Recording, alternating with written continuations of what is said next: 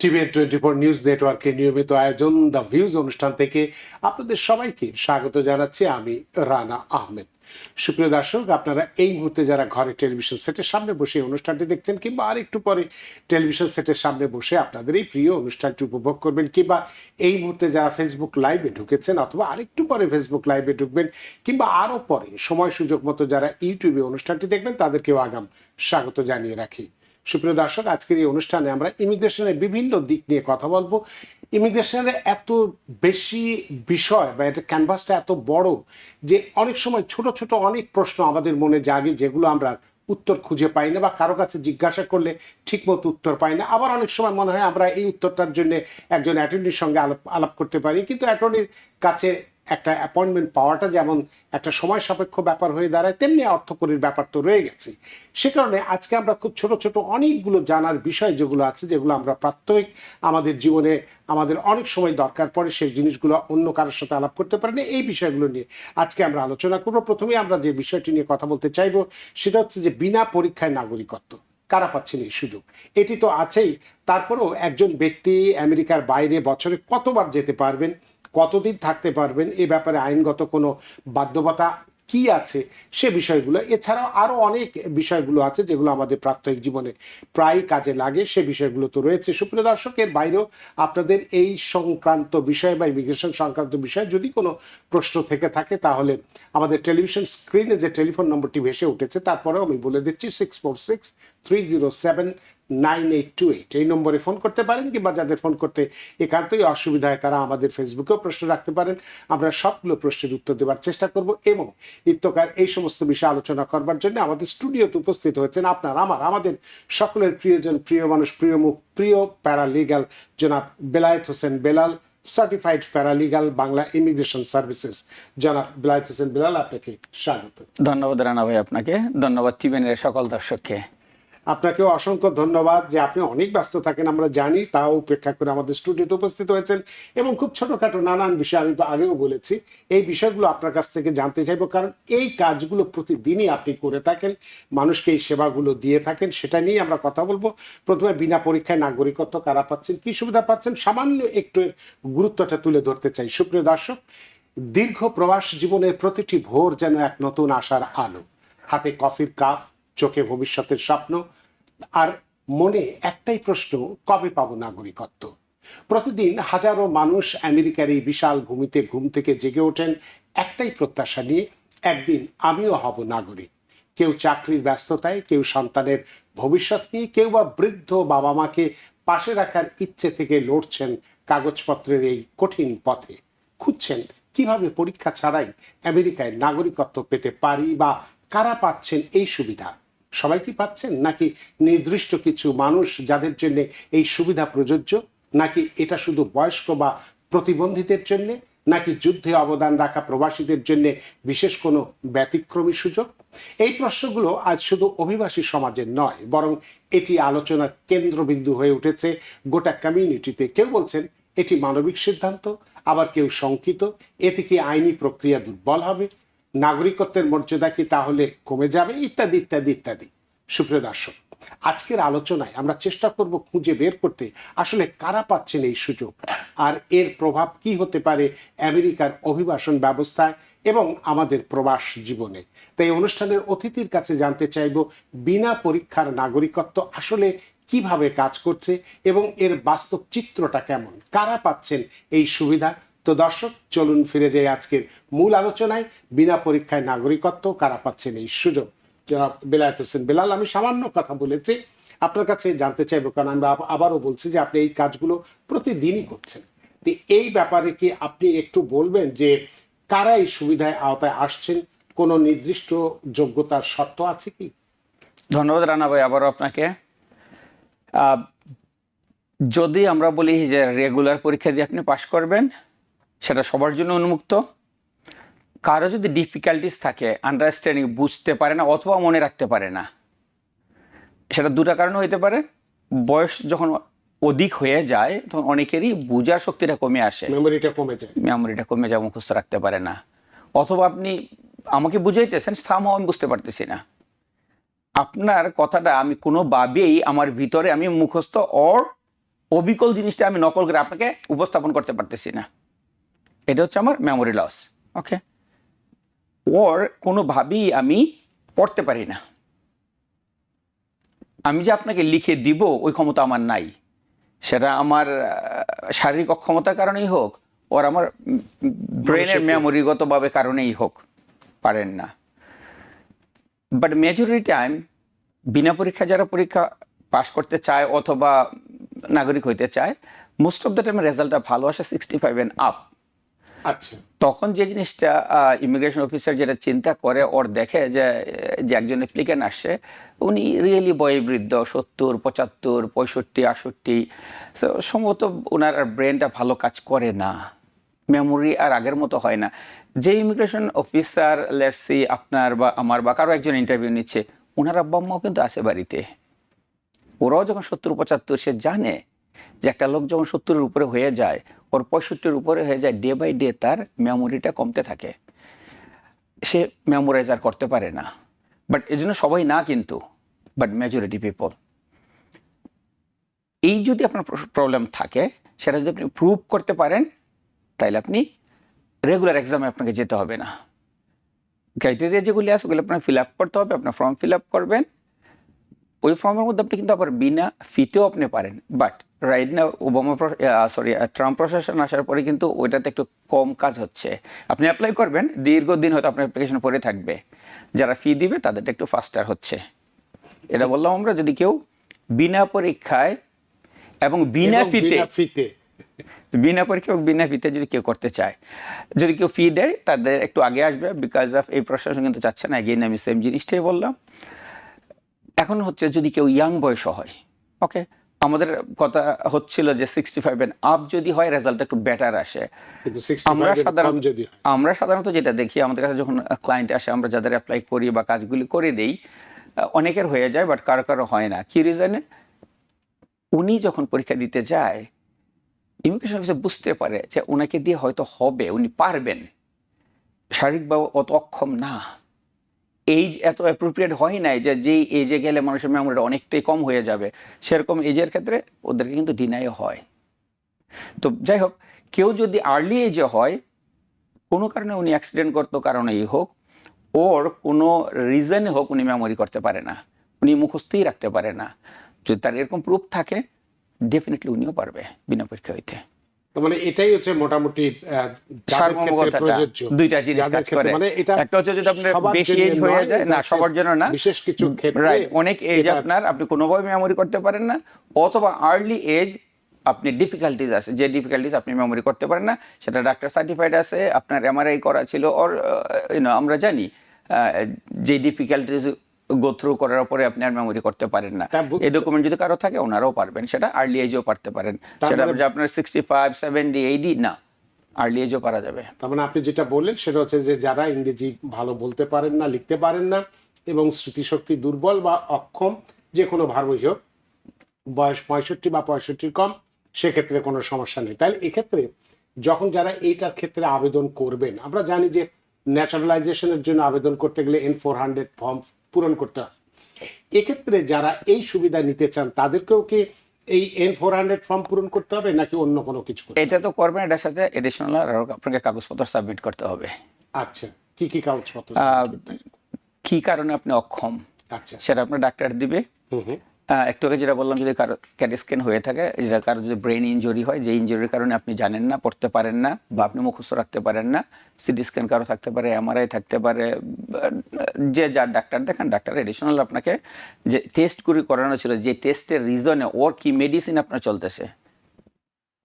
আমি জাস্ট আজকে medicine start করলাম, কালকে কি শুরু করলাম যে ভাই আমি তো মেডিসিন খাচ্ছি না, ওদের কাছে একটা ডাটা আছে, আপনি কবে কোন মেডিসিন কতদিনে পিক করলেন, এবং এই মেডিসিন আপনার কতদিন যাবত আপনার চলতেছে, দ্যাট মিনস আপনি রিয়েলি অসুস্থ। This is the proof. ফাঁকি দেওয়ার কোনো উপায় নেই আর কি। তাহলে এক্ষেত্রে আপনার কাছে আর একটা প্রশ্ন করবো, এক্ষেত্রে যে আমরা দেখছি যে কেউ কেউ বহু বছর পর নাগরিকত্বের ইন্টারভিউ দিতে গিয়ে ভয় পেয়ে যান, অনেকেই পায়, আমি নিজেও পেয়েছিলাম। তো যে স্বাভাবিক, তো ভাষা বুঝতে পারেন না বা মানসিক চাপের কারণে ব্যর্থ হন, তাহলে এই সুবিধাটা কি তাদের জন্য কোনো আশার আলো কতটা দেখাতে ডেফিনেটলি এ জায়গায় একটা আশার আলো থাকবে। এগেইন, যদি আপনি অ্যাপ্রোপ্রিয়েট হন। অনেক সময় আমাদের কাছে আসে, ভাই আমার বয়স 50, আমি তো ইংরেজি পারি না, আমাকে করে দেন। এটা তো অ্যাপ্রুভ হবে না। আপনি 50, আপনি 40, কোনো সমস্যা নাই।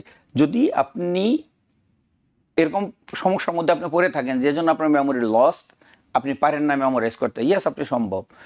আপনার কোথাও সেরকম কিছু হয় নাই, বলে ভাই আমার ডায়াবেটিক্স আছে, প্রেশার আছে, এটা তো মেমোরি লস হয় নাই কারো। সো এগুলিতে সাধারণত করবে না। সো রিয়েলি গ্রাউন্ড স্ট্রং থাকতে হবে, রিয়েলি আপনি অসুস্থ, ওটা প্রুফ থাকতে হবে, তাহলেই ডেফিনেটলি পারবেন। সেক্ষেত্রে আর ওই জায়গায় আপনার যেটা ল্যাঙ্গুয়েজের ব্যাপার ছিল, আপনি ইন্টারপ্রেটার পাবেন, আপনার ফ্যামিলি মেম্বারের সাথে থাকতে পারবে, অথবা যদি আপনার ফ্যামিলি মেম্বার নিতান্তই না থাকে, আপনি গভর্নমেন্ট প্যারালিগাল অথবা আপনি ইন্টারপ্রেটার পাচ্ছেন, আপনার লোকও নিতে পারেন, অথবা আপনি গভর্নমেন্ট থেকেও পাবেন সাহায্য। ওরা আপনার বাংলা কনভার্ট করবে, আপনার বাঙালি দুভাষী থাকবে, সে আপনার ইমিগ্রেশন অফিসারের সাথে কথা এটা বলবে। খুব একটা গুরুত্বপূর্ণ কথা বলছেন। আপনি নিজে কথা বলবেন, বলতে হবে না ওই জায়গায়। হ্যাঁ, আমি কয়েকদিন আগে আমি সাবওয়ে স্টেশনে ছিলাম, আমার পরিচিত একজন আসলো হঠাৎ করে, বলে আমি ইউএসএস অফিসে গিয়েছিলাম, ইমিগ্রেশন অফিসে, আমার মায়ের ইন্টারভিউ ছিল, মা 70 আপ, রাইট, বলো আমি গিয়েছি, আমি কথা বলেছি, Right. মানে Right, উনি মা তো পারে না, মা তো করেছে, পারবে আমি না। বাংলায় বলে Right, আমি দিয়েছি, বাংলা, হ্যাঁ। এবং পাশও করে গেছে, Right, done. পাশও করে গেছে। সেটাই। তো সুপ্রিয় দর্শক, অনেকেই আপনাদের বা আমাদের বাবা মা বা বয়োজ্যেষ্ঠ যারা মানুষ আছে বা অসুস্থ যারা আছে, তাদেরকে নিয়ে আমরা অনেক সময় চিন্তা করি যে কিভাবে নাগরিকত্ব পরীক্ষায় পাশ করতে পারে। আজকে কিন্তু আমরা আলোচনা করলাম যে বিষয়গুলো নিয়ে আমরা কথা বললাম, আপনার বাবা মা যদি এই ক্রাইটেরিয়া বা এই শর্তের মধ্যে যদি পড়ে যায়, তাহলে কিন্তু খুব সহজেই আপনি নিজেও যেতে পারবেন, বা কোনো ইন্টারপ্রেটার নিতে পারবেন, অ্যাটর্নিকে সাথে নিতে পারবেন, সবাইকে যাকে খুশি তাকে নিতে পারবেন, নিয়ে সেখানে কিন্তু ইন্টারভিউটা নিয়ে আসতে পারেন, এবং যে প্রশ্নগুলো করবে সেটা যদি বাংলায় করার পরেও মানে অনুবাদ করে দেওয়ার পরেও যদি উত্তরগুলো সঠিকভাবে দিতে পারে, নিশ্চয়ই এই ক্ষেত্রে নাগরিকত্ব পাওয়াটা খুব সহজ হবে। আশা করি আজকের এই আলোচনাটি আপনাদের অনেকের জন্যই উপকার পাবে। আমরা আরেকটি গুরুত্বপূর্ণ বিষয় এখন একটু কথা বলতে চাই। এটাও অনেকেই জানতে চান যে আমেরিকার বাইরে বছরে কতবার যেতে পারেন, কতদিন থাকতে পারবেন, এ ব্যাপারে আইনগত কোনো বাধ্যবাধকতা আছে কিনা। এটার পরে আমরা এর আসল চিত্রটাও আমরা তুলে ধরবো আমাদের স্ক্রিনে, সেটা পরে। আগে এই বিষয়টা আপনার কাছে জানতে চাই, জনাব বেলায়েত হোসেন বেলায়েত। আইনগতভাবে আপনার প্রয়োজনে আপনি দেশের বাইরে যাবেন, কোনো বাধ্যবাধকতা নাই। বাট আমার আপনার সেন্স ইউজ করতে হবে, আমি এদেশে আসছি পার্মানেন্ট রেসিডেন্ট হয়ে, আমি কি এই দেশে বেশি থাকি? পার্মানেন্ট হলে কিন্তু পার্মানেন্ট প্লেস আমাকে বেশি থাকার কথা। এখন আমি বাংলাদেশে যাই, আমি 5.5 মাস থাকি, আমেরিকায় 15 দিন থাকি। এখন যদি আমি আপনার ব্রেনকেও যদি বলি পার্মানেন্ট আমার প্লেসটা কোথায়, মোস্ট অফ দ্য টাইম যে জায়গায় থাকি, দ্যাট মিনস এটা আমার পার্মানেন্ট প্লেস না। আমাদের আইনের নির্দিষ্ট কোনো টাইম লিমিট নাই যে আপনি 7 দিন পরে যেতে পারবেন না, 1 মাস পরে আপনি যেতে পারবেন না। না, আপনার অধিকার, আপনি যাবেন, দরকারে যাবেন, বাট ব্রেনটা ইউজ করবেন যে আমি ফ্রিকোয়েন্টলি দেশের বাইরে থাকি, ওর আমি most of the time USA থাকি। কারো কোনো প্রয়োজন 3 বার দেশে যেতেই পারেন, 4 বারও যেতে পারেন। এরকম 7 দিনের জন্য আমার কোনো প্রয়োজন আছে, আমি যাব, 1 মাসের জন্য যাব, কোনো আপত্তি নাই। বাট সেজন্য ওটা না যে আমি মোর দেন 1 ইয়ার থাকবো, 2 ইয়ার থাকবো, 3 ইয়ার থাকবো। ইয়েস, কারো যদি মোর দেন 1 ইয়ার থাকতে হয়, পারমিট নিয়ে যেতে পারেন, আপনি পারমিট নিয়ে যান, আপনি 2 ইয়ার্স পর্যন্ত থাকতে পারেন, কোনো সমস্যা নাই।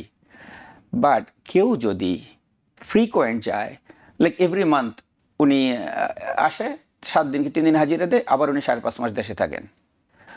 কারো কারো এমন হয় 11 মাস, 11.5 মাস উনি দেশের বাইরে থাকেন, উনি ইউএসএ অনলি 15 দিন থাকেন। এটা কিন্তু আপনার আইনে এটাও নিষেধ নাই। But question is it, permanent resident যে জায়গায় আপনার আছে, তা আপনি তো পার্মানেন্টের জায়গায় থাকেন না, প্রশ্ন হচ্ছে সে জায়গায়। তাহলে সেক্ষেত্রে এই ক্ষেত্রে আমরা একটা ছবি দেখি, একটা পাসপোর্টের ছবি আমরা দেখি, যে তাহলে আমরা বুঝতে পারবো যে এক্ষেত্রে অ্যাবান্ডনমেন্ট অফ যেটা রেসিডেন্সি, এক্ষেত্রে কতটা কার্যকরী হয়। আমরা দেখতে পাচ্ছি, আমরা স্ক্রিনে দেখতে পাচ্ছি যে দেখা যাচ্ছে যে কেউ 6 মাসের বেশি বাইরে থাকেন, তাহলে এই যে অ্যাবান্ডনমেন্ট অফ রেসিডেন্সি এটা গণ্য হয়, তাই না? তো সে কারণেই কি এই পাসপোর্টের উপরে এই সিলটা দেওয়া হয়েছে, এবং সেখানে স্পষ্ট করে আমরা দেখতে পাচ্ছি লেখা রয়েছে যে রি এন্ট্রি পারমিট রিকোয়ার্ড, তাই না? বা অ্যাবান্ডনমেন্ট এলপিআর মানে legal permanent residency status appeal for B1 B2 visa. তার মানে তোমার এটা দরকার নেই, তুমি এমনি ভিজিট ভিসা নাও, কেন এটা লিখো? ওকে, একটু আগে আমি আপনার সাথে সেম জিনিসটা আলাপ আলোচনা করতেছিলাম। আমাকে যদি পার্মানেন্ট রেসিডেন্ট দেওয়া হয়, আমি সাধারণত এই দেশেই বেশি থাকার কথা। কারণ অনেকের ক্ষেত্রে যেটা হয় যে ওরা 11.5 মাস দেশের বাইরে থাকেন, 15 দিনের জন্য ইউএসএ আসেন, আবার চলে যান। তখন এয়ারপোর্টে আসার পর ওনাদের পাসপোর্টের মধ্যে ইমিগ্রেশন অফিসার সিল দেয়, বলে যে তুমি দেশে খুব কম সময় থাকো, তুমি দেশের বাইরেই থাকো, তাহলে তুমি B1 B2 ভিসাতে যাও, গ্রিন কার্ড তুমি সারেন্ডার করো, তোমার গ্রিন কার্ডের প্রয়োজন নাই, তুমি তো ট্যুরিস্টের মতো আসো। সেটাই বলে B1 B2 ভিসায় নাও, তুমি ট্যুরিস্ট ভিসায় নাও, ট্যুরিস্ট ভিসা তুমি তো ট্যুরিস্টের মতো থাকো। তুমি পার্মানেন্ট রেসিডেন্ট, তোমার এই জায়গায় পার্মানেন্ট থাকার কথা ছিল, ওই জায়গায় তুমি ট্যুরিস্ট হওয়ার কথা ছিল। অপোজিট, তুমি এই জায়গায় ট্যুরিস্ট, বাংলাদেশে পার্মানেন্ট। তখন ওরা যেটা বলে, রিকমেন্ড করে যে রিএন্ট্রি পারমিট, যদি লম্বা সময় কোনো কারণ এমন হইতে পারে, লেটস এক্সাম্পল আপনার ছেলে মেয়ে অথবা আপনার কোনো জব বাংলাদেশে ছিল, হয়তো আপনার জবটা আর 1 বছর বা 2 বছর পরে শেষ হবে, রিটায়ার্ড আপনি করবেন। তো সেক্ষেত্রে হয়তো আপনার হচ্ছে, ভাই আমি এত বছর চাকরিটা করলাম, আর 2 বছরের জন্য আমি আমার চাকরিটা ও রিটায়ারমেন্ট আমি লস করতে চাই না। ইয়েস, এই দেশ আপনাকে নিষেধ করবে না, এদের অপরচুনিটি দেশ, সব অ্যালাউ করে আপনাকে। আপনি রিএন্ট্রি পারমিট নিয়ে যান, 2 বছরের জন্য আপনি যান। সেটাও আমরা দেখি। কারো আছে পড়াশোনা শেষ করবে, হয়তো কেউ একটা ডাক্তার হচ্ছে বাংলাদেশে, তার লাস্ট এক্সাম হয়তো আর 1 বছর পড়াশোনা করলে ওনার কমপ্লিট হয়ে যাবে এবং সে বাংলাদেশের স্টুডেন্ট। তো সেক্ষেত্রে উনি কি করবে? ওনার তো পড়াশোনা ডান করতে হবে, ফাইনালি উনি ডাক্তার হচ্ছেন, উনিও চাইলে রিএন্ট্রি পারমিট নিতে পারেন। রিএন্ট্রি পারমিট নেন, দেন আপনি দেশে চলে আসেন। আমরা দেখছি, আমরা এই যে স্ক্রিনে দেখতে পাচ্ছি যে এখানে একটি পাসপোর্টে লেখা আছে নিডস রি-এন্ট্রি পারমিট। এটাই কি সেটা যেটা আপনি দিস ইজ রি-এন্ট্রি পারমিট। কেউ যদি একাধিকবার দেশে অনেক দিন লম্বা সময় থাকতে চান, কেউ 1 বছর উপরে থাকবেন, 1.5 বছর থাকবেন, 2 বছর থাকবেন, যদি মোর দেন 1 ইয়ার হয়, ডেফিনেটলি রি-এন্ট্রি পারমিট নিতে হবে। কেউ যদি মোর দেন 1 ইয়ার থাকেন, ডেফিনেটলি রি-এন্ট্রি পারমিট নিতে হবে। ওয়ান্স ইন আ ওয়াইল কোনো কারণে যদি আমি বাংলাদেশে যাওয়ার পরে 6 মাস ছিলাম বা 5 মাস ছিলাম, ইটস ফাইন। হেবিটটা যাতে না হয়, সেটা এভরি সিঙ্গেল টাইম দেশে গিয়ে যেন আমার 6 মাস না থাকা হয়। ওয়ান্স ইন আ ওয়াইল কোনো কারণে আমি বাংলাদেশে গেলাম, হয়তো 2 মাস থাকবো, 3 মাস থাকবো, বাট কোনো রিজনে সামহাও আমি 6 মাস ছিলাম, 7 মাস ছিলাম, 8 মাস ছিলাম। ইয়েস, যদি মোর দেন 6 মান্থ হয়, তাইলে যে জিনিসটা আছে, আমরা গ্রিন কার্ড পাওয়ার পরে আমরা তো অ্যাপ্লিকেশন করবো পাসপোর্টের জন্য, সিটিজেনশিপ হওয়ার জন্য। 1 এট এ টাইম যদি কেউ মোর দেন 6 মান্থ দেশের বাইরে থাকে, তাহলে কিন্তু তার এলিজিবিলিটি নষ্ট হচ্ছে। যদি এক্সাম্পল আপনাকে ক্লিয়ার, সিটিজেনশিপ যদি আমরা ক্লিয়ার করে বলি, এখন 2025, ওকে, 2020 থেকে আপনি দেশে থাকেন, ওকে, আপনার অলমোস্ট ডান, লাস্ট 4 ইয়ার্স আপনি ছিলেন এবং এবছর আপনার 5th ইয়ার। এখন আপনি চাইলে অ্যাপ্লিকেশন করতে পারেন সিটিজেনশিপের জন্য। সামহাউ 5 বছর পূর্ণ হওয়ার 6 মাস আগে আপনি বাংলাদেশে গেলেন এবং কোনো কারণে 6 মাসের বেশি ছিলেন, আপনার টাইম কিন্তু পুরোটাই জিরো হয়ে গেল। 4.5 বছর, এই যে 4.5 বছরের জায়গায় থাকলেন আপনি, কোনো এক রিজনে আবার বছর শুরু হয়ে গেল। এই এলিজিবিলিটির জন্য আমরা সবাই বলি যে লেস দেন 6 মান্থ থাকবেন দেশের বাইরে। যদি কেউ যান, লেস দেন 6 মান্থ থাকবেন। বাট আইনের কোথাও নাই যে আপনি 6 মান্থের ওভার আপনি থাকতে পারবেন না। বাট সে যদি কারো প্রয়োজন পড়ে, not always, not frequently, once in a while আপনার কোথাও সমস্যা হয়ে গেছে, ইয়েস আপনি থাকেন।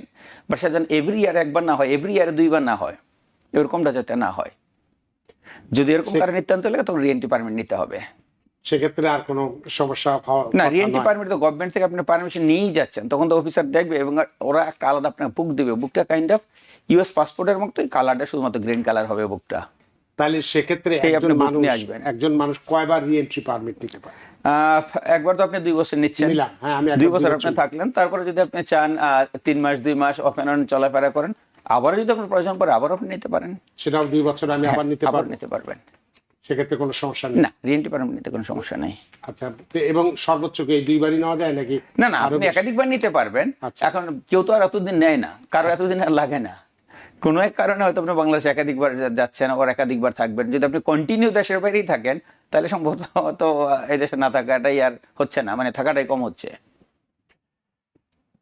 একটা প্রশ্ন আসছে এস এ শিপন, তিনি বলছেন residence since September 22, 2021, when can I apply for citizenship? September 22, 2021, অর্থাৎ 22, 23, 24, 25, 25 সেপ্টেম্বর চলে গেছে, 4 বছর। 4 বছর আর 1 বছর করলে উনি করতে পারবেন, আর 1 more year। আরো আর বাট বাই দিস টাইম যদি উনি 5 মাস, 4 মাস, 3 মাস, 2 মাস যদি দেশের বাইরে থাকেন, ওই টাইমটা কিন্তু কাউন্ট করতে হবে। উনি অ্যাপ্লাই করতে পারবেন, বাট এলিজিবিলিটি পরে আসবে। 5 বছর পূরণ হওয়ার 3 মাস আগে করতে পারবেন, রাইট, করতে পারবেন। বাট 5 বছর যে 2 মাস 3 মাস করে আপনার 10 মাস দেশের বাইরে থাকে, 5 বছর 10 মাস কিন্তু বাদ যাবে আপনার ইন্টারভিউ ওটা বাদ থেকে। যাবে, ওটা কাউন্ট করতে হবে ওনাকে। সেটা বাদ যাবে। এস এ শিপন, ওটা আপনি দেখুন যে কতদিন, যদি কতদিন frequently যাওয়া সর্বোচ্চ আসা করে থাকেন। টোটালের মধ্যে লাস্ট 5 ইয়ার্সে ওনার কতদিন দেশের আর বাইরে ছিল? আমরা ধরে নিলাম যে আপনি এই সেপ্টেম্বর 22, 2021 যদি এখান থেকে আর একদিনও না যেয়ে থাকেন, তাহলে perfect। একদম এখানেই থাকেন, তাহলে আপনার 22, 23, 24, 25, তার মানে আর কয়েক মাস পরে, অর্থাৎ on করতে পারবেন। 8-9 মাস পরে আপনি, অর্থাৎ আপনি সবসময় খেয়াল রাখবেন 4 বছর 9 মাসের মাথায় আপনি আপনার সিটিজেনশিপের জন্য আবেদন Apply করতে করতে পারবেন। এস এ শিপন, আপনার প্রশ্নের জন্য ধন্যবাদ। আমরা একটু টেলিফোনে যাই। সুপ্রিয় দর্শক, কে আছেন টেলিফোনে? দয়া করে নাম পরিচয় দিয়ে আপনার প্রশ্নটি করুন। আসসালামু আলাইকুম। ওয়াইসলাম। জি, আমার মায়ের জন্য আমি অ্যাপ্লাই করেছিলাম 2024-এ। তো আমি লাস্ট 3 মান্থ হইছে একটা আমি স্পন্সরশিপ দিছিলাম আর কি। তো অগাস্টের 15 তারিখে একটা ডকুমেন্ট কোয়ালিফাই হয়েছে। তো লাস্ট 1 মাস যেন ওই শাটডাউন ছিল, এটার জন্য কি প্রসেসিংটা বন্ধ দেরি ছিল হবে কেন? বা না বন্ধ ছিল না, আর কতদিন কি কি লাগতে ছিল? পারে? মেয়ে এটা যেখানে details দেশে, দিন। মেয়ে কোথায়? ওনার মায়ের জন্য আবেদন ও করেছেন। মায়ের জন্য, ওকে। যে কতদিন লাগতে পারে? ডিকিউ হয়েছে অগাস্টের 15 তারিখে, শাটডাউনের কারণে এটা দেরি হতে পারে কিনা, বা কতদিন লাগতে পারে? শাটডাউনের কথা, ফেডারেলের সবকিছু শাটডাউন, সবকিছুই বন্ধ। ইভেন এয়ারপোর্টের অনেক কিছু এখন শাটডাউন 2 দিন Shutdown, চলবে। ইন জেনারেল টোটাল ওনার যে জিনিসটা ছিল হয়তো উইদিন 1 ইয়ারের মধ্যে ডান হওয়ার কথা।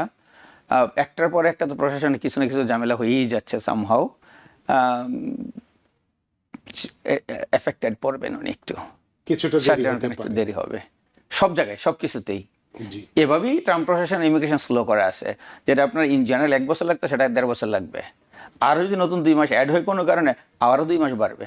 আর এমনিতে এখন যে কোনো আবেদন করলে তো 3 বছর। না, সেটাই বললাম যে 4 যা বছর ছিল আগে তার তো- চেয়ে একটু টাইম বেশি লাগতেছে সবকিছুতেই। অনেক ধন্যবাদ প্রিয় দর্শক। আসলে একটু সময়, যেহেতু আমরা জানি যে শাটডাউনের কারণে ফেডারেলে যারা জব করছেন তাদেরকে অনেকেই বাধ্যতা বলে ছুটিতে পাঠানো হয়েছে বিনা বেতনে। সুতরাং যারা এই ডিপার্টমেন্টে কাজ করছেন তারা যদি কাজ না করেন, বাড়িতে বসে থাকেন, স্বভাবতই একটু দেরি হবে। তবে নিশ্চিত করে বলা যায় না যে কবে নাগাদ এটা শুরু হতে পারবে, এটা কেউই বলতে পারবে না, আমরাও নয়। আপনার প্রশ্নের জন্য অনেক ধন্যবাদ। সুপ্রিয় দর্শক, কে আছেন টেলিফোনে? দয়া করে নাম পরিচয় দিয়ে আপনার প্রশ্নটি করুন। জি, আসসালামু আলাইকুম। আমি বাস- মুর্শিদ আলম বলছিলাম হামিদ থেকে। জি। আমি ইউএস এর সিটিজেন। তো এখন আমি বাংলাদেশে এনআইডি কার্ড করতে চাচ্ছি, আর এডিশন ডুয়াল সিটিজেনশিপটা করতে চাচ্ছি। জি জি, আপনি বাংলাদেশ আমেরিকায়? আমি বাংলাদেশের এনআইডি কার্ড আর ডুয়াল সিটিজেনশিপ, জি এটার জন্য অ্যাপ্লাই করতে চাচ্ছি। জি। তো আমার কি কি পেপার নিয়ে আসতে হবে? ও, অনেক ধন্যবাদ আপনার প্রশ্নের জন্য। আপনি নিশ্চয়ই প্রশ্নটা বুঝেছেন। NID card, dual citizenship. হ্যাঁ, ডুয়াল সিটিজেন, উনি এখানকার citizen, US citizen, dual citizen, Bangla citizen. নিতে চাচ্ছেন। আমরা যদি এই প্রশ্নটা আগের অনুষ্ঠানে করেছিলাম, তারপর উনি প্রশ্ন করেছেন কি কি রিকোয়ারমেন্ট ওনার আবেদন করার জন্য, এবং আমি যতদূর জানি এটা আপনি খুব ভালো মতোই করে থাকেন। কয়েকদিন আগে আমার এক ক্যান্ডিডেট আপনি করেছেন এবং খুব কম সময় লাগছে। ওকে। এনআইডি, ওনার প্রথম কোশ্চেন ছিল এনআইডি কার্ড করতে চান। এনআইডি কার্ড করার জন্য আপনার বাধ্যতামূলক থাকতে হবে বাংলাদেশের 17 digit birth certificate, Birth certificate। যাকে ডিজিটাল আমরা বলি। যদি আপনার থাকে গুড, যদি না থাকে কনসুলেট থেকে আপনি করতে পারবেন আপনার 17 ডিজিট বার্থ সার্টিফিকেট। এটা বাধ্যতামূলক, এটা ছাড়া হবে না কোনোভাবেই। দেন যদি আপনার বাংলাদেশের পাসপোর্ট থাকে সেটাও আপনি সাথে রাখতে পারেন। ওকে। দেন আপনার বাংলাদেশের অ্যাড্রেস, বাংলাদেশের ফোন নাম্বার। বাট বাংলাদেশ যে ফোন নাম্বারটা দেবেন আপনার নিকট আত্মীয়র ফোন নাম্বার দিবেন, বিকজ ওই ফোন নাম্বারে আইদার নির্বাচন কমিশন অথবা আপনার লোকাল যে থানা আছে ওই জায়গা থেকে কল যাবে, আপনার ভেরিফিকেশন হবে যে আপনি ওই জায়গার জন্মগ্রহণ করা। আপনার আত্মীয় স্বজনকে হয়তো বিভিন্ন প্রশ্ন করবে, উনি কতদিন আগে, মানে কত সালে জন্ম, কতদিন এই জায়গায় ছিল, কোন স্কুলে পড়াশোনা, মানে জাস্ট বাংলাদেশে যাচাই বাছাই করার পর আপনার ন্যাশনাল আইডি কার্ডটা দিবে। সো যারাই ন্যাশনাল এনআইডি কার্ডের জন্য বা ভোটার আইডি কার্ডের জন্য অ্যাপ্লাই করবেন, অবশ্যই যেন বাংলাদেশের ভ্যালিড একটা ফোন নাম্বার দেন, এবং সেই নাম্বারটা যেন আপনার আব্বা আম্মা ভাই বোনদের হয় যারা আপনার সব কিছু জানে। এখন যদি বলেন যে আমার আব্বা আম্মা নাই, অ্যাটলিস্ট নিকটাতে যদি আপনার চাচা থাকে তাকে রিকোয়েস্ট করেন, এবং আপনার বৃত্তান্তটা ওনাদেরকে জানিয়ে রাখতে হবে যে সাধারণত কী জানতে পারে, যে আপনি কত সালে জন্মগ্রহণ করছেন, আপনি কোন স্কুলে পড়াশোনা করছেন, মানে যে অ্যাড্রেসটা আপনি দিচ্ছেন আপনি ওই লোকালে ছিলেন কিনা, সাধারণত থানা থেকে অথবা ন্যাশনাল ভোটার সেন্টার যেটা, ওরা আপনাকে কল করবে আপনার বাড়িতে, যে নাম্বারটা আপনি দিবেন ওই নাম্বারটা যেন ভ্যালিড হয়, এবং যাকেই দিবেন তাকে আপনি এক্সপ্লেন করে দিবেন যে এই নাম্বারে কল আসবেই আসবে, আনটিল ভেরিফিকেশন আপনার এনআইডি কার্ড দিবে না। ধন্যবাদ। আর আপনার সেকেন্ড কোশ্চেন ছিল ডুয়াল সিটিজেনশিপের জন্য। ডুয়াল সিটিজেনশিপের জন্য সিমিলার কাগজপত্র লাগবে, বাট বাংলাদেশি পাসপোর্টের আপনার 1 থেকে 7 পাতা পর্যন্ত, হ্যাঁ 1 to 7 পেজ আপনার বাংলাদেশি পাসপোর্টের কপি লাগবে, ফটোকপি, আপনার ফটো পিকচার আইডি, বাংলাদেশের আপনার বার্থ সার্টিফিকেট, আর সাথে আপনার লাগবে ইউএস সিটিজেনশিপের সার্টিফিকেট, ইউএস পাসপোর্টের কপি, 1 কপি ছবি, আপনার বাংলাদেশের অ্যাড্রেস, ফোন নাম্বার, ইউএস এর অ্যাড্রেস অ্যান্ড ফোন নাম্বার। অনেক ধন্যবাদ জনাব মোর্শেদ আলম, আশা করি আপনার প্রশ্নের উত্তর পেয়েছেন। আপনাকে সহজভাবে বলে দিই, এটি আপনি আমাদের কনসুলার অফিসে যেও করতে পারেন, কিন্তু অনেক হ্যাসেল আছে। না, কনসুলার করবে না, ওরা এখন চাচ্ছে যে আগে আপনারা করে নিয়ে যান, অ্যাপ্লিকেশন করে নিয়ে যেতে হবে, ওরা এখন আর নিচ্ছে না, ওরা এখন সহজে নেয় না, বিকজ ওদের অনেক সময় কনজিউম হয় একটা কাজ করার জন্য, অনেক সো মেনি কোশ্চেন, সময় সো মেনি থিংস, তা তো সেক্ষেত্রে বারকোড তো চলে আসবে, আপনারা অ্যাপয়েন্টমেন্ট যারা করে আছেন, যাবেন, আপনারা অত সুন্দর করে হ্যাঁ করে দেন। করে অনেকে করে দিচ্ছে। তা আপনি মোর্শেদ আলম সাহেব, আপনি নিজেও চিন্তা করতে পারেন আপনি কি করবেন। আজকের যিনি অতিথি আছেন তারা এই কাজটি খুব সুন্দরভাবে করে থাকেন, আপনি সেখানেও যেতে পারেন, বা ইচ্ছে করলে আপনি কনসুলার অফিসের সাথে যোগাযোগ করতে পারেন, সেখানে আপনি বিষয়টি বা নিয়মটি জেনে নিতে পারেন। আপনার প্রশ্নের জন্য অনেক ধন্যবাদ। সুপ্রিয় দর্শক, কে আছেন টেলিফোনে, দয়া করে নাম পরিচয় দিয়ে আপনার প্রশ্নটি করুন। হ্যালো, আমি আব্দুল সালাম, নর্থ ক্যারোলাইনা থেকে বলছি। জি আমি এখন প্রশ্ন করতে পারি? জি জি জি করুন। আচ্ছা, আমার বয়স 70 বছর। জি এখন আমার অনেক কিছু মনে রাখতে পারি না। জি এই অবস্থায় কি আমি সিটিজেনশিপের আবেদন করতে পারি বিনা পরীক্ষা? অনেক ধন্যবাদ, অনেক ধন্যবাদ। জি, এই সাথে আরেকটা কথা আছে, সেটা হলো কি আমি কি চাকরি করতে পারবো তাইলে? আচ্ছা, চাকরি করতে পারবেন কিনা, 70 বছর বয়সে চাকরিও আপনি করতে পারবেন কিনা, এবং সিটিজেনশিপ পরীক্ষাটা বিনা পরীক্ষায় দিতে পারবেন কিনা, এই দুটো প্রশ্ন আপনার, তাই তো? হ্যাঁ হ্যাঁ। অনেক ধন্যবাদ জনাব আব্দুল সালাম। আর জনাব বেলায়েত হোসেন বিল্লাহ, ওকে, প্রথম ওনার যে প্রশ্ন ছিল 70 আজকের বছর, একেবারে আলোচনার রাইট, মূল বিষয়। অ্যাপ্রোপ্রিয়েট, 70 ইয়ার্স, আপনি নর্থ ক্যারোলাইনা থাকেন, আপনি চাচ্ছেন বিনা পরীক্ষায় সিটিজেনশিপ দেওয়ার জন্য। ইয়েস, আপনি সেটা ডেফিনেটলি দিতে পারেন। ওকে, আপনি বলছেন যে আপনার মেমোরাইজ ভালো হচ্ছে না, বা মেমোরি রাখতে পারেন না, মনে রাখতে পারেন না। ইয়েস, আপনি এলিজিবল, আপনি করতে পারেন। আপনার সেকেন্ড কোশ্চেন ছিল আমি কি চাকরিও করতে পারি কি না। এই জায়গায় একটা কনসিডারেবল কোশ্চেন থাকতে পারে। এক তো হচ্ছে আপনার রিটায়ার্ড, হয়তো ডেফিনেটলি আপনার হয়ে গেছে টাইম, হয়তো করেও ফেলছেন। চাকরি করতে চাইলে আপনি করতে পারেন, বাট ডিপেন্ড আপনি কি চাকরি করবেন। আপনি কিন্তু বলছেন মেমোরাইজ নাই, মনে রাখতে পারি না। চাকরিতে প্রথম শর্তেই থাকতে হবে হয়তো মনে রাখাটা। যে কোনো অফিসেই যদি আপনি যান, আপনি যদি বলেন ভাই আমি কিছুই মনে রাখতে পারি না, সাধারণত অফিস হয়তো আপনার কতটুকু অ্যাকসেপ্ট করবে আমি জানি না। ইয়েস, কোনো অফিস যদি আপনি অ্যাকসেপ্ট করতে, কাজ করার কোনো বাধা নাই। আপনার যে এমপ্লয়ার, সে যদি আপনাকে হায়ার করে না, কাজ করে আপনার, আমি কোনো একটা আমার অক্ষমতা থাকতে পারে, অন্য জায়গায় আমি বেটার থাকতে পারি, ঠিক আছে? তো সেজন্য আপনার চাকরি করা এবং সিটিজেনশিপের সাথে কোনো বাধ্যবাধকতা, কোনো দরা বাধা, কোনো নিয়ম নাই। আপনার এমপ্লয়ার যদি আপনাকে হায়ার করে, ডেফিনেটলি আপনি কাজ করতে পারবেন। এর জন্য আইন আপনাকে বলবে না যে আপনি মনে রাখতে পারেন না, অথবা আপনি ইংলিশ বুঝেন না ভালো, সেজন্য যে আপনি কাজ করতে পারবেন তা না। এদেশে অনেকেই, আমরা পৃথিবীর বিশ্বের 193টা দেশ থেকে আমরা আসছি, অনেকেই সেম বুঝে না, কাজ করে যাচ্ছি আমরা সবাই। সো এই জায়গায় আপনার কোনো বাধা নিয়ম নাই যে আমি যদি এই পরীক্ষা দিই তাহলে পারবেন না। আপনি অবশ্যই পারবেন, আপনি সিটিজেনশিপও নিতে পারবেন, আপনি আপনার কোয়ালিফাই অনুযায়ী আপনার কাজও করতে পারবেন। অনেক ধন্যবাদ জনাব আব্দুল সালাম। আসলে আপনি যে প্রশ্নটি করেছেন সিটিজেনশিপ বিনা পরীক্ষা দেওয়ার জন্য, আজকের অনুষ্ঠানটি যদি আপনি প্রথম থেকেই দেখে থাকেন, তাহলে নিয়ম কানুন কি কি কারণে আপনি এই বিনা পরীক্ষায় সিটিজেনশিপ পেতে পারেন সেটি বিস্তারিত আলোচনা করা আছে। আমরা নতুন করে আলোচনা করে সময় নষ্ট করতে চাই না। আরো অনেক দর্শক আমাদের টেলিফোনে রয়েছেন, তাদের ফোনগুলো নিতে চাই। আপনার প্রশ্নের জন্য অনেক ধন্যবাদ। তবে আমরা একটু বিরতিতে যেতে চাই, বিরতির পরে সেই ফোনগুলো নিতে চাই। সুপ্রিয় দর্শক, খুব গুরুত্বপূর্ণ আরো বিষয় আমাদের হাতে আছে, যেগুলো টুকিটাকি আমরা আমাদের সবসময় প্রয়োজন পড়ে, সেই বিষয়গুলো নিয়ে কথা বলবো। তবে একটি বিরতি নিতে চাই, নিচ্ছে একটি ছোট্ট বিরতি, সে পর্যন্ত আমাদের সাথেই থাকুন। সুপ্রিয় দর্শক, বিরতির পর ফিরে এলাম আপনাদের প্রিয় অনুষ্ঠান দ্য ভিউজে। আজকের অনুষ্ঠানের অতিথি জনাব Belayet Hossain Belal, certified paralegal, Bangla immigration services, এবং আপনাদের সাথে রয়েছে আমি রানা আহমেদ। জনাব বেলায়েত হোসেন বেলাল, বিরতির আগে বলেছিলাম যে আরো দর্শক আমাদের টেলিফোনে আছে, ফোনগুলো নিয়ে নেই। সুপ্রিয় দর্শক, কে আছেন টেলিফোনে, দয়া করে নাম পরিচয় দিয়ে আপনার প্রশ্নটি করুন। হ্যাঁ, আসসালামু আলাইকুম, ইমন বলছিলাম। জি হ্যাঁ, আমার গ্রিন কার্ডের মেয়াদ শেষ হয়ে গেছে। রিনিউর জন্য আবেদন করেছি প্রায় 10-11 মাস হয়ে গেছে, এখনো জি। হাতে পাইনি। জি, তো এই অবস্থায় আমি কি ট্রাভেল করতে পারবো?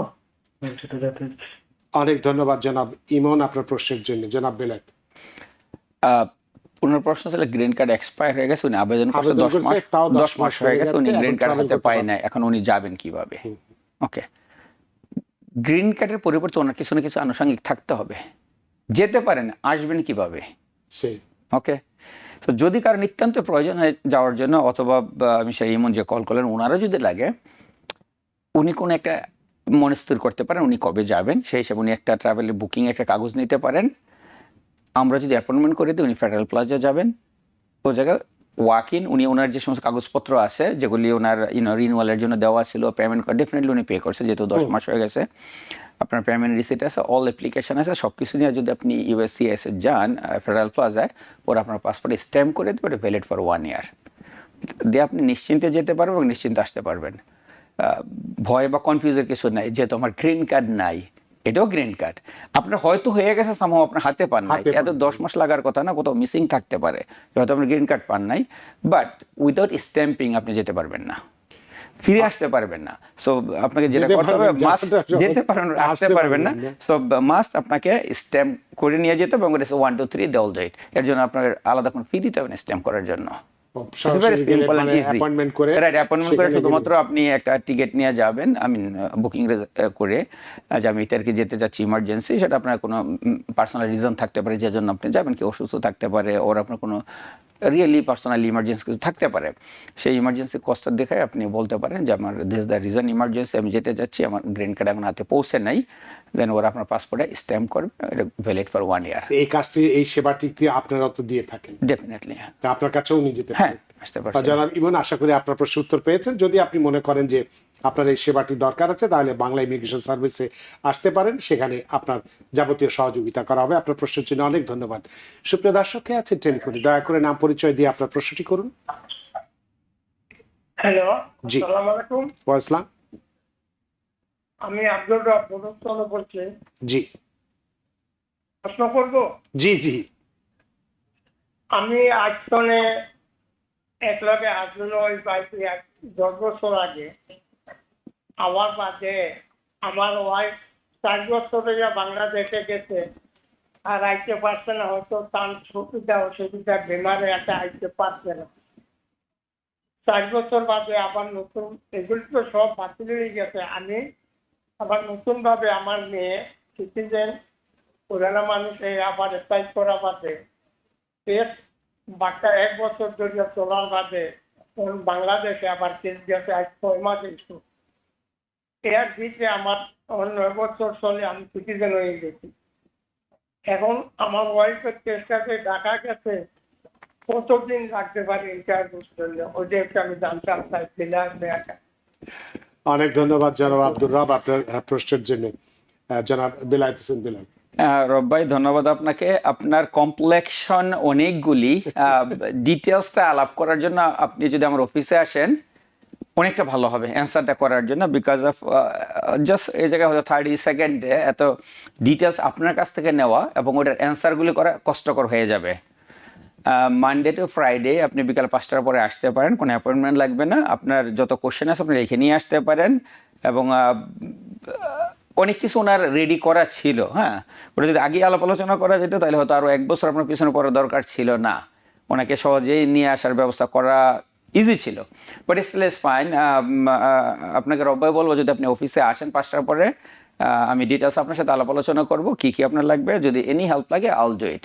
ধন্যবাদ আপনাকে। অনেক ধন্যবাদ জনাব আব্দুর রব। আশা করি আপনার সহযোগিতার জন্য, যিনি যেহেতু বেলায়েত হোসেন বেলাল হাত বাড়িয়েছেন, আমার মনে হয় যে এই সহযোগিতার সুযোগটা আপনি গ্রহণ করুন, এবং আশা করি যে আপনার স্ত্রীর, আসলে এটা খুব কষ্টকর ব্যাপার, আপনি এক জায়গায়, আপনার 9 স্ত্রী বছর, দীর্ঘদিন ধরে 9 years। বাংলাদেশে পড়ে আছে, এটা খুবই কষ্টকর ব্যাপার। আশা করি এই সমস্যার সমাধান হয়ে যাবে। আপনার প্রশ্নের জন্য অনেক ধন্যবাদ। সুপ্রিয় দর্শক, কে আছেন টেলিফোনে, দয়া করে নাম পরিচয় দিয়ে আপনার প্রশ্নটি করুন। আমার নাম ইসলাম। জি আমার প্রশ্ন বেলাল ভাইয়ের কাছে, জি যে আমার একই পারমিট করতে টাকা লাগে এবং কত টাকা লাগে এটা, এবং আমার ডুয়েল সিটিজেন আমি, আমার বাংলাদেশের পাসপোর্ট আমার কাছে আছে, তাহলে আমি কি এই পাসপোর্ট কি ইউজ করতে পারবো, এখান থেকে যেতে আসতে পারবো? আপনি প্রশ্ন বুঝেছেন? আবার একটু বলুন তো প্রশ্ন কি? Last part clear. প্রথম পার্টটা কি বলেছেন? না, আমার প্রশ্ন হলো যে রিপারমিট করতে কত টাকা লাগে? না, রিপারমিট টাকা লাগে না, এটা জানতে চাই 2 বছরের জন্য। আর আমার ডিউল সিটিজেন, আমি আমার বাংলাদেশের পাসপোর্ট, ওইটা আমরা বুঝেছি, ওইটা বুঝেছি। তাহলে আমি কি বাংলাদেশের পাসপোর্ট কি ইউজ করে যেতে আসতে পারবো? আমি আপনার না, পারবো না। বুঝেছি আপনার প্রশ্ন জনাব ইসলাম। আপনার প্রশ্নের জন্য ধন্যবাদ জনাব বেলায়েত হোসেন বেলাল। ইসলাম ভাই ধন্যবাদ আপনাকে। প্রথম সম্ভবত উনি বলতেছে যে পয়সা লাগবে কিনা, ওটিকে রিএন্ট্রি মিন করছে। রিপারমিটের কথা রিপারমিট ইজ আই থিংক রিএন্ট্রি উনি মিন করছে, Re-entry permit। বাট উনি তো ইউএস সিটিজেন, উনি রিএন্ট্রি কেন re-entry permit আপনার তো লাগবে লাগবে না, আপনি তো ইউএস সিটিজেন। আমেরিকান পাসপোর্টই আপনার যত সো আমেরিকান পাসপোর্টে কারো কোশ্চেন থাকে যে ভাই আমি কতদিন থাকতে পারবো। আমেরিকান যখন আপনি হয়ে গেলেন তখন আপনি ওয়ার্ল্ডের মোটামুটি সব জায়গায় ট্রাভেলিং করে এবং যতদিন খুশি আপনার থাকতে যতদিন মনে চায় থাকার অধিকার আপনার আছে। আপনার রিএন্ট্রি পারমিট কোনোভাবেই লাগবে না। আপনার পাসপোর্টের ভ্যালিড 10 বছর আছে, আপনি এক্সপায়ার হওয়ার 6 মাস আগেও যদি আসেন আপনাকে কেউ আটকাইতে পারবে না। এই দেশ আপনার, আপনি আপনার দেশে ফিরে আসতেছেন। যখনই আপনি ইউএস পাসপোর্ট হয়ে গেল আপনার কোনো ভয় নেই, আপনি কেউ আটকানোর মতো নাই। কেউ স্টিল ভয় পাচ্ছেন যে ভাই ইউএস সিটিজেন আমার কেউ কিছু করবে কিনা। অ্যাজ লং আপনি ঠিক আছেন, আপনাকে কেউ প্রেসিডেন্ট কিছু করার ক্ষমতা নাই। আপনার মধ্যে যদি কোনো ধরনের সমস্যা, নিজস্ব কাগজপত্রের সমস্যা না থাকে, মানে যদি আমি বলে থাকি পাসপোর্টটা যদি আপনার সবকিছু ঠিক মতো হয়ে থাকে, কোনো সমস্যা নেই। প্রেসিডেন্টের যা অধিকার, রাইট, সেটাই আমি আর ক্লিয়ার করলাম না। যদি এরকম কারো কোনো না থাকে, প্রেসিডেন্টের যে অধিকার আপনার সেম অধিকার, আপনি একটা নাগরিক হয়ে যা পাচ্ছেন আপনার প্রেসিডেন্টের সেমই পাচ্ছে। সো অ্যাজ লং আপনি ইউএস সিটিজেন হোল্ডার, সব ফ্যাসিলিটিস আপনার ইউএস অন্য 10টা সিটিজেনের মতোই। এদেশের অনেক লোক আছে যারা দেশের বাইরে বছরকে বছর থাকে, কোথাও কোনো সমস্যা নেই, সেজন্য আপনার ট্রাভেল পারমিট লাগবে না। আর দ্বিতীয় প্রশ্ন করেছেন যে উনি ওনার আমেরিকান পাসপোর্ট আছে, বাংলাদেশের পাসপোর্ট আছে, বাংলাদেশের পাসপোর্ট নিয়ে উনি যেতে আসতে পারবেন কিনা? আপনার যদি বাংলাদেশের পাসপোর্টটা থাকে তাহলে আপনি ইউএস পাসপোর্টটা সাথে রাখতে হবে। যদি আপনি শো করতে চান শো করতে পারেন, বাট এদেশে এন্ট্রির ক্ষেত্রে আপনি ইউএস পাসপোর্টটা শো করতে হবে, সাথে রাখতে হবে আপনাকে। না, বাংলাদেশের পাসপোর্ট কিভাবে যখন আপনি দিবেন? না, ডুয়াল সিটিজেন উনি বলছেন ওনার রাখবে, আমি বলছি উনি চাইলে রাখতে পারবেন। সাধারণত আমরা নিয়ে থাকি বাংলাদেশে ইলেকশন হোক বা আপনার সম্পত্তির কারণে হোক, বিভিন্ন রিজনে হোক, যে আপনি এজ এ বাঙালি ছিলেন এবং বাঙালি ন্যাশনালিটিটা আপনি রাখলেন। বাট যদি ক্যারি করতে চাই, উনি বলছে বাংলাদেশি পাসপোর্ট, ওটা আপনি ক্যারি করতে পারেন, আপত্তির কিছু নেই, বিকজ অফ ডুয়াল সিটিজেন। আপনার ইউএস পাসপোর্ট শো করতে হবে এয়ারপোর্টে। তারপরে অনেক ধন্যবাদ জনাব ইসলাম আপনার প্রশ্নের জন্য। সুপ্রিয় দর্শক, কে আছেন টেলিফোনে, দয়া করে নাম পরিচয় দিয়ে আপনার প্রশ্নটি করুন। হ্যালো, জি, আসসালামু আলাইকুম। ওয়াসলাম। রানা ভাই, আমি আপনার প্রোগ্রামের একজন নিয়মিত দর্শক। জি, আমার নাম সাইমুল পারভেজ, আমি উডহেড থেকে বলছিলাম। জি। টু ক্লিয়ার মাই আন্ডারস্ট্যান্ডিং, আমি কোশ্চেনটা করতে চাই। আমি আমেরিকাতে আসছি সেপ্টেম্বর 2021 11 তারিখে। জি।